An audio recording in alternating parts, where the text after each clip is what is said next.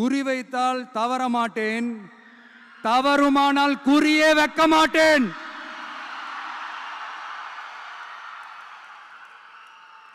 இதெல்லாம் யாருக்கு சொல்றோம், எதுக்கு சொல்றோம்னு புரிய வேண்டியவங்களுக்கு புரிஞ்சா நல்லா இருக்கும். ஏண்டா இந்த விஜய தொட்டோம்?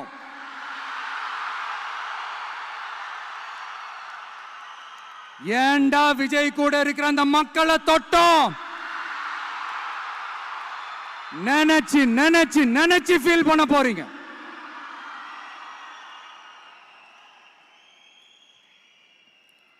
அப்புறம் நமக்கு இந்த அரசியல் புரிதல்லாம் இல்லை, அது இல்லை, இது இல்லை.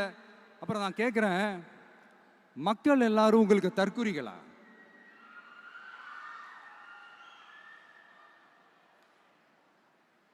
அதே மக்களோட ஓட்டு வாங்க போற நாம தற்குறிகள்னா, அப்ப இவ்வளவு நாள் அதே மக்கள் கிட்ட தானே நீங்க ஓட்டு வாங்கிட்டு இருந்தீங்க. அப்ப நீங்க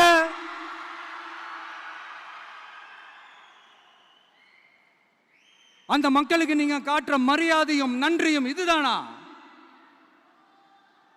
ஒண்ணு மட்டும் சொல்றேன், எழுதி வச்சுக்கோங்க. இந்த தற்குறின்னு சொல்றீங்கல்ல, இந்த தற்குறிகள்லாம் ஒன்னா சேர்ந்துதான் வாழ்நாள் பூரா விடையை கண்டுபிடிக்காத முடியாத அளவுக்கு உங்க அரசியலே ஒரு கேள்விக்குறியாக்க போறாங்க.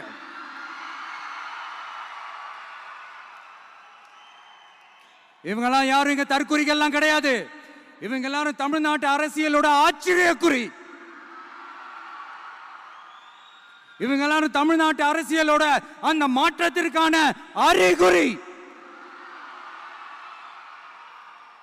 சும்மா லாஜிக்கே இல்லாம தற்குறி.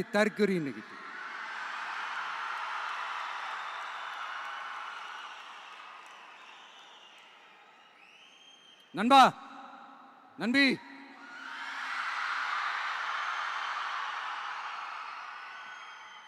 எல்லா மேடையிலும் ரிப்பீட்டடா ஒரு விஷயம் நான் சொல்லுவேன்ல, இப்ப நீங்க சொல்லுங்க.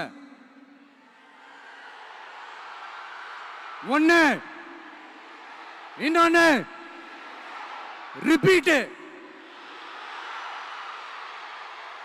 ஒண்ணு, இன்னொன்னு. இந்த போட்டி எப்படி இருக்க போகுதுன்னா, மக்களோட மக்களா நிக்கிற நமக்காக மக்களே டிசைட் பண்ணி போறாங்க. My dear sir, my dear uncle,